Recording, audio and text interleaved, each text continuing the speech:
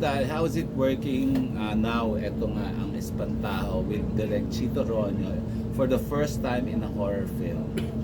Nakaka-excite syempre kasi tagal kong hinintay ito eh.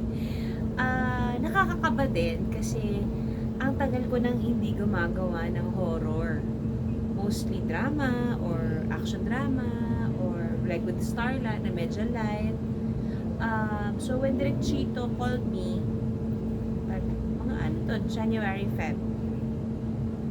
Unang tanong niya pa lang na gawa tayo ng horror, may script ako. Sure. Yung wala pang wala pang casting, wala pang lahat. Niya, okay ka? Oo naman. Ikaw pa ba? Ituloy na natin to. Kasi nga hindi kami natuloy sa feng shui. Sabi niya, kasi pangako ako eh. Doon ako syempre talagang yun yung sa akin. Hindi nag-trigger to say yes kasi nag-omoo na ako bago pa siya nagtuloy. Doon ako talagang doon ko na-realize na napakalalim nung naging pagiging magkaibigan namin ni Direk Chito. Parang balikan niya ako.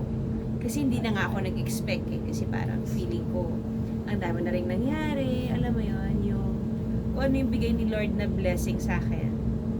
Hanggang ngayon, basta makaramdam ako ng God. Wala pa akong script na nababasa. Sa feng shui kasi, nung nabasa ko yung script, tsaka ako umoo. Dito, hindi ko pa nababasa yung script. Wala pa. Umoo na ako sa kanya regardless what. But, sinabi naman niya sa akin yung buod. Pero, yung trust ko kasi kay Direk Chito, iba eh. May ganun, di ba? May ganun kay yung basta may tiwala ka sa craftsmanship ng kahit na sino professional na director, artista, writer, kahit ano yan. Hindi mo natatanong yan kasi nga nandun yung trust and nandun yung malaking factor ng pagkakaibigan.